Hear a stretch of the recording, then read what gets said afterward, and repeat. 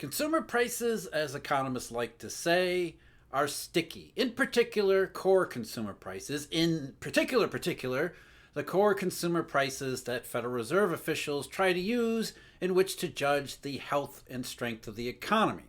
PCE deflator numbers we got yesterday were once again stuck around 0.4% month over month, which suggests that as of now, core consumer prices show no signs of going down.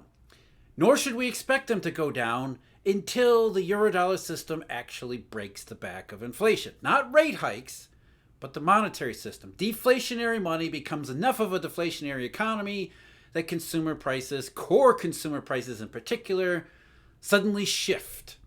If history is any guide, and history usually is a useful guide, we go back to say 2008. What you see then is very familiar to what we see today. Core consumer prices, as represented by the core PCE deflator, again the Fed's favorite indicator, they were sticky back then too. You saw a steady increase in core consumer prices, about 0.2% per month, throughout the middle 2000s, throughout 2007, throughout most of 2008, really up until August and September, and then October, suddenly core consumer prices fell off. The Eurodollar system broke the back of inflation, or what everybody thought was inflation back then. It wasn't rate hikes, it wasn't rate cuts, it wasn't the Federal Reserve at all. In fact, when you look at consumer prices, either the core rate or the headline rate, there is no correlation with the Federal Reserve's programs. Certainly not rate hikes, certainly not rate cuts. It's the Eurodollar system. What we learned from the 2008 experience is that if the Eurodollar wants inflation to happen, it's going to make inflation to happen. If the Eurodollar system gets into a deflationary situation, that's when we need to look for consumer prices, whatever they've been doing beforehand, to suddenly shift and change. If we want to know what's going on ahead of us, not looking backwards at what consumer prices have already done, we want to look ahead at what consumer prices and the real economy is going to do, we need to pay attention to that Eurodollar system and whether or not it's going to break the back of the economy and then lead to consumer prices falling, maybe even outright deflation. So we're going to focus today on what the biggest factor is in the Eurodollar system's fragility, weakness, and what's likely to cause the breakage or the breakdown in the Eurodollar system that leads to eventually breaking the back of sticky consumer price. I won't say it, but consumer price increases. But first, I'm Jeff. This is Eurodollar University. Thank you very much for joining me.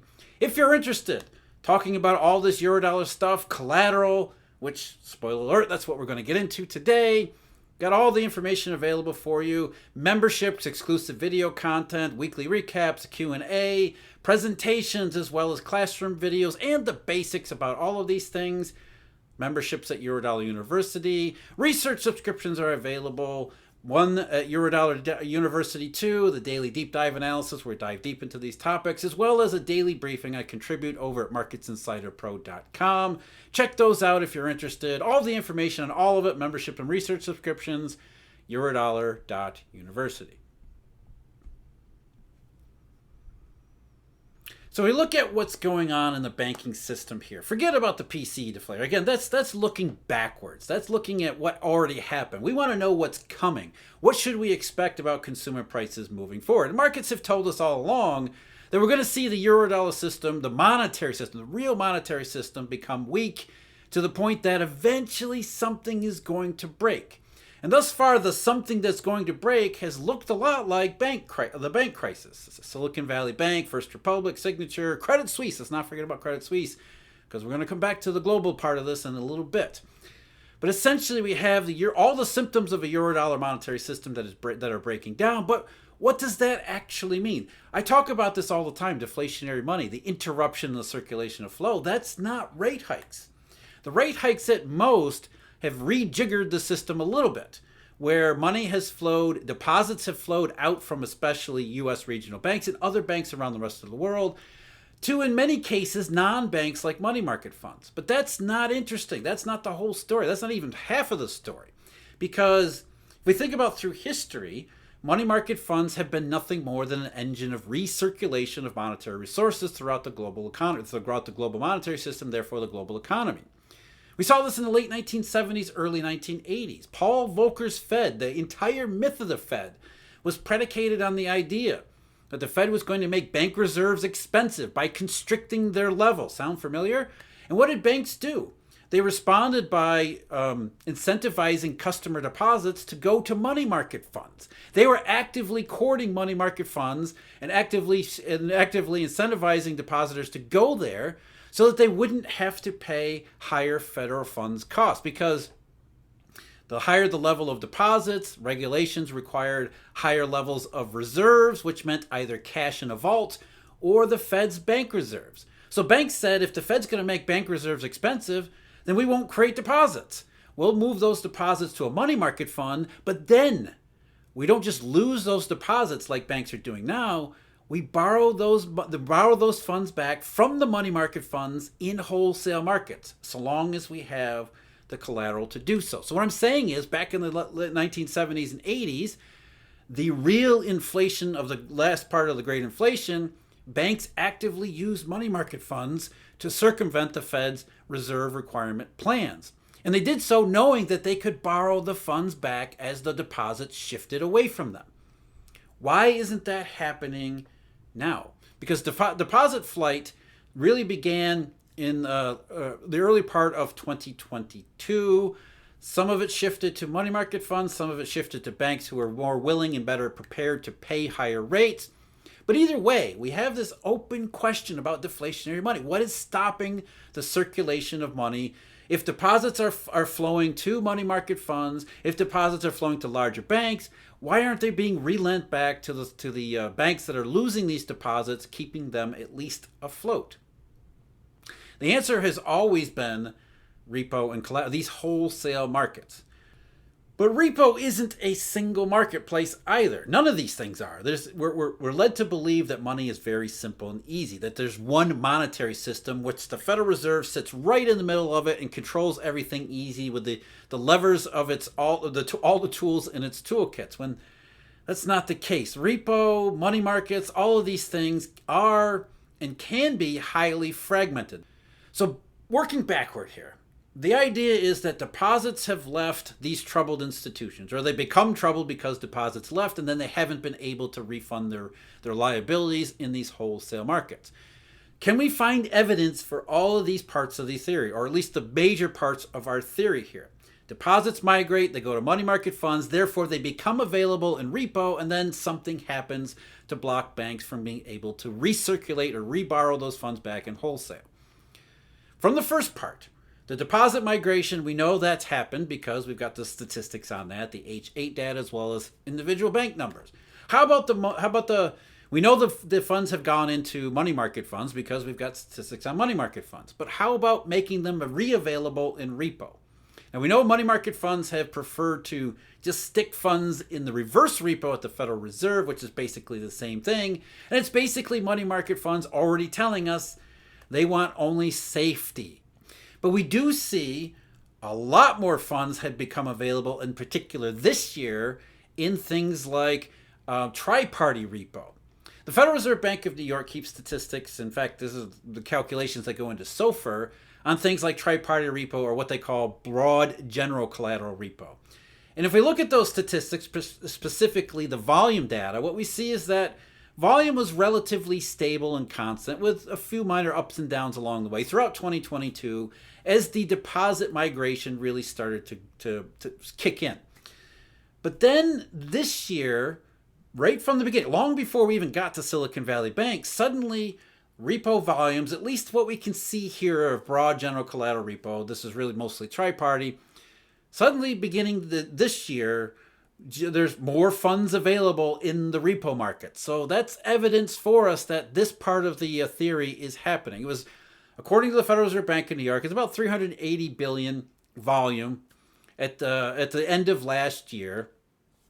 Then it ticked up to 480 billion, so a huge increase in January as things really started to go on. Remember, January, what happened to the yield curve? Suddenly that started to really get inverted, not just here, but around the rest of the world, Germany in particular. So suddenly we've got an indication that suddenly more funds are available in repo. Then there was a little bit of cooling off period in February, so the volume dropped back to around 467 billion around the time Silicon Valley Bank failed, and then it just started to surge again. And so by the time we get to early May, as the deposit flight got really serious, it was up around 580 billion. And as of yesterday, which was Friday, May 26th, the FRBNY says it was over 600 billion. So just this year up until May, or up until recently, so first 5 months of the year, we went from 380 to 600 billion. So yeah, funds have become available in repo, in particular tri-party repo, which suggests that there's probably more funds available in the other parts of the repo system that we can't see. So we've established that funds have migrated, deposits migrated from certain banks. They went largely to money market funds and other larger banks, and then were made available in repo, which means that we have to infer some of these banks like Silicon Valley Bank and First Republic and maybe some others were not able to re-lend or not able to reborrow those funds in wholesale, even though they're available. Why not? This is where we zero in on collateral. In order to really get some evidence for the collateral shorted scarcity runs that we've been talking about on this channel all along, we got to look at a different part of the repo market. This is called GCF repo. I know it gets kind of confusing, but GCF repo is really about dealers who operate in the real repo market. And it's, I think this is where you see a lot of the collateral problems begin to develop, because the way GCF repo works, first of all, it's on a blind basis, which means anonymous. You don't really know who you're transacting with. It's basically on an electronic platform that's put together by DTCC's FICC, Government Securities Division, which means that they act as sort of a central clearing party. It's in connection with tri-party repo, and none of that really matters. But essentially, if you're a dealer and you want to fund whatever it is you're doing, you get into GCF repo, which means you're not actually pledging specific collateral. That's what the GC part means, general collateral. You use a generic QSIP. So for example, if you want to use basically some kind of treasury collateral, you use a generic treasury QSIP, you go into the repo market, you borrow funds, you lend funds, you borrow collateral, you lend collateral, whatever the case may be. You do a bunch of stuff. And DTCC's FICC platform nets the stuff out during the day. And then at the end of the day, they say, you owe us collateral or you owe us cash, and we'll settle it up some way or another. That's when you start to actually pick out which collateral you need. So GCF is highly collateral sensitive. And what we see in GCF repo, according to DTCC's figures, is exactly what we've been talking about with, for example, the huge spikes in treasury bill prices, the big drops in treasury bill yields, which tells us collateral shortage. It's even more detailed than that. Let's talk about, March of 2023. Let's start there, because I think it's a good place to start. What you see, of course, we talked about the huge surge in T-bill prices, in particular 4-week T-bill. So we're going to use that as our proxy for shortage of collateral. We're going to look at DTCC's GCF volume as sort of a proxy for what might be going on in other parts of the repo system, as well as GCF repo. And what you see is it's almost an exact match. I mean, almost exact match. I mean, we live in a dynamic, complex system as it is. We're talking about a complex repo market, and we can't expect it to be exact, but this is pretty damn exact. T-bill prices really started to skyrocket around March 13th. That was after Silicon Valley Bank. So from March 13th to March 29th, T-bill prices went through the roof. At the same time, March 13th to March 28th, we saw MBS volume in GCF repo go nuts, which suggested that demand for repo was high. Demand for repo was really high in U.S. Treasuries, but dealers, for some reason, were not offering U.S. Treasuries as collateral, to be available as collateral in this part of the repo market. Instead, repo participants that were in massive demand for repo funding had to put up MBS collateral, not U.S. Treasuries. T-bill prices skyrocket, and those who are in the repo market trying to borrow cash are forced to use MBS. We see UST repo volumes actually decline. which only highlights the matter here. And then it happened again. Remember, there was another surge in T-bill prices, another bunch of scramble for collateral. We had the 0% yields at auctions, all that stuff. We talked about this as it was happening. You can see it here again. Early April, around April 4th or 5th, T-bill prices start to go up again. T-bill yields go down. That lasted till around April 21st.